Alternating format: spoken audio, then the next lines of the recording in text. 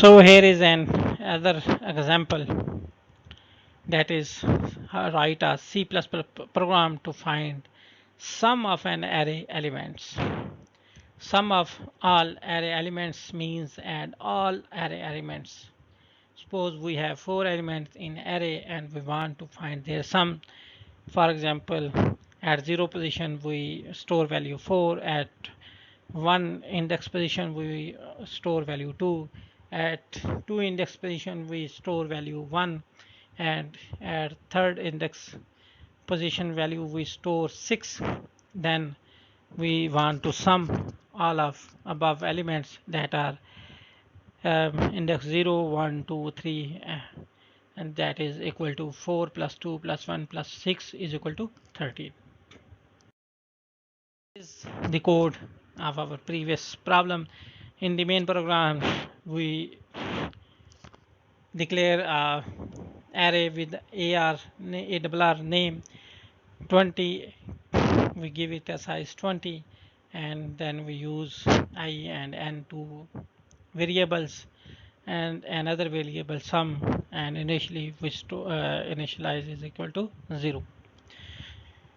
First of all, program asked user how many elements he wants to enter in the array, and then we take this size and we store this size in variable n. Then we use this variable n to store values in our array. For that we use for loop for I is equal to 0, I less than n, I plus plus, and in the body of for loop we write scene and then the index of the array that start from 0 and incremented each time this for loop executed. After that we want to calculate the sum of these values stored in the array. So for that we use variable sum and index value of array. For that we use for loop for I is equal to 0, I less than n, I plus plus. Then we write the statement sum is equal to sum plus ARI.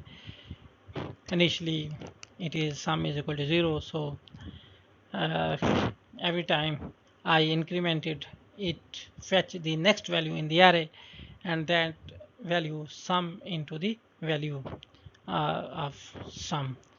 After that we use another for loop to display the values of sum, or simply we use sum cout sum. It displays the values stored in some variable.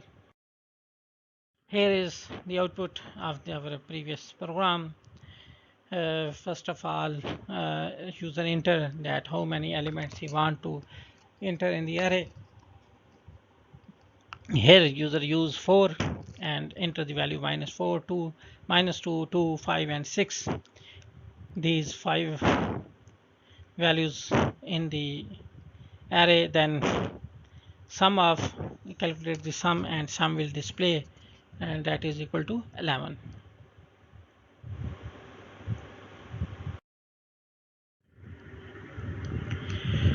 So basic operation of one-dimensional array. Function to traverse the array A. Why display int A and int n?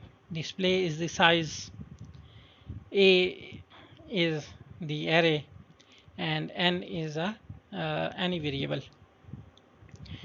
Then we use first of all for loop to enter the values in this array.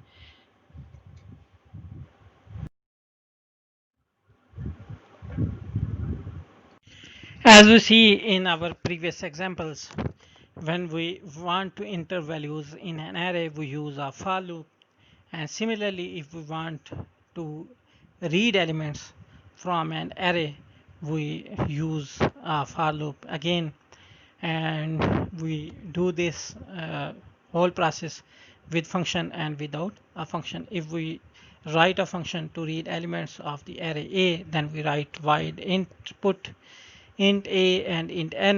Here void is the data type of the function, input is the name of the function, int a is our array, and n is the any variable.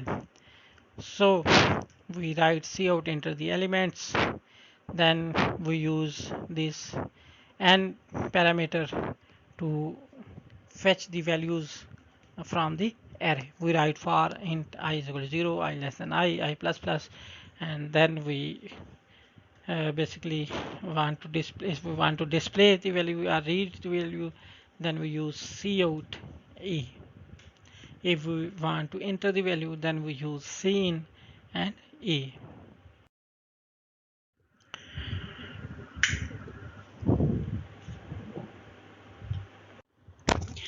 Function to search for an element from a by linear search.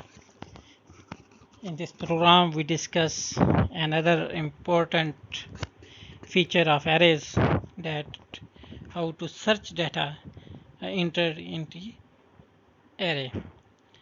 Searching is a process of finding the required data in the array. Searching becomes more important when the length of the array is very large.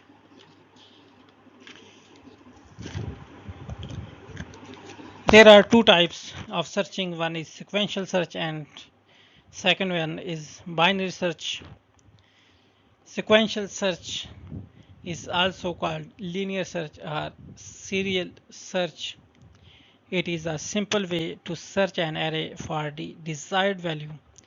It follows the following step to search a value in an array. Number 1, visit the first element of the array and compare its value with the required value. Second one, if the value of array match with the desired value, this search is complete. Number 3, if the value of array does not match, move to the next element and repeat same process. So loops are frequently used to visit elements of array for searching a value. You can start the counter variable of loop from 0 and move it to the last index of the array. For example, if the array to be searched has 10 elements, the loop will start the counter variable from 0 and move to 9.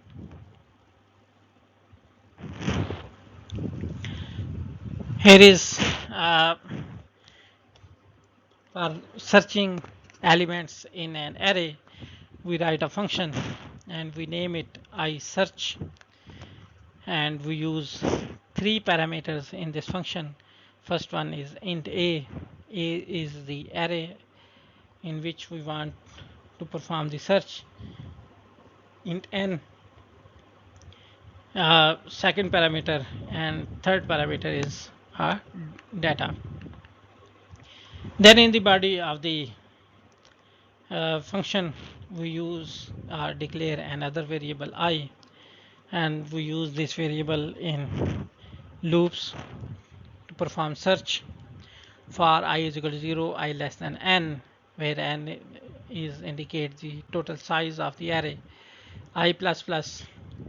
Then if then we use this variable I, which start from 0 and goes to the total elements of the array, and we compare each values of the array with the searching value stored in the data variable.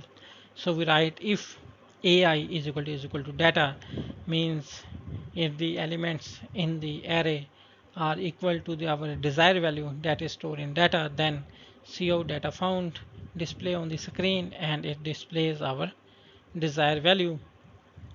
Otherwise uh, it displays that data not found in the array.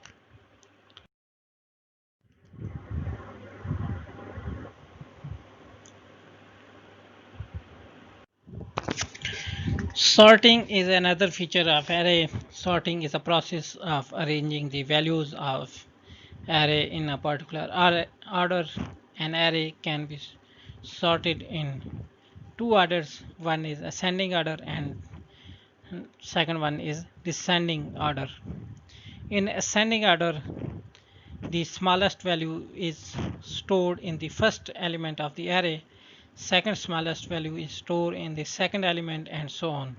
The largest value is stored in the last element of that array. And in the descending sort, the largest value is stored in the first element of the array, second largest value is stored in the second element, and so on. The smallest value is stored in the last element of the array. There are different types of sorting. In this example, we use bubble sort. Bubble sort is also known as exchange sort. It repeatedly visits the array and compares two atoms at a time.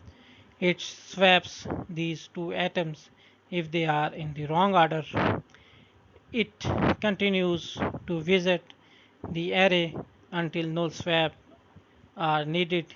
That means the array is sorted. It works as follows. Number one, compare adjacent elements. If the first is greater than the second, then swap these two elements. Repeat this for each pair of adjacent elements, starting with the first two and ending with the last two. At this point, the last element should be the greatest. Repeat these steps for all elements except the last one. Keep repeating for one fewer elements each time until there are no pairs to compare. For, for example, we write a function for the bubble sort. We write void b sort. Void is the data return data type of the function. B sort is the name of the function, and this function takes two parameters. One is array and second one is a variable. We declare three more parameters in the body of this function, int I, j, and temp. Then we use for loop for sorting. First we write for I is equal to 0, I less than n minus 1, I plus plus.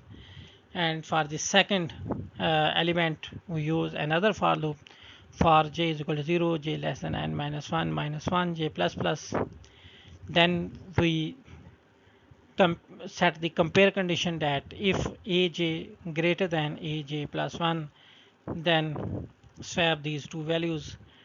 First store aj value in the temp variable and aj plus 1 value on the aj position, and then the value in the temp variable to the aj plus 1 position.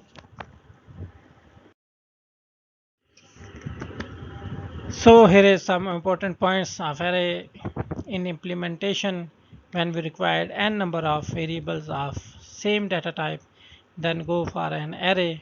When we are working with arrays, always memory will created in continuous memory location. So randomly we can access the data. In arrays, all elements will share same name with unique identification value called index.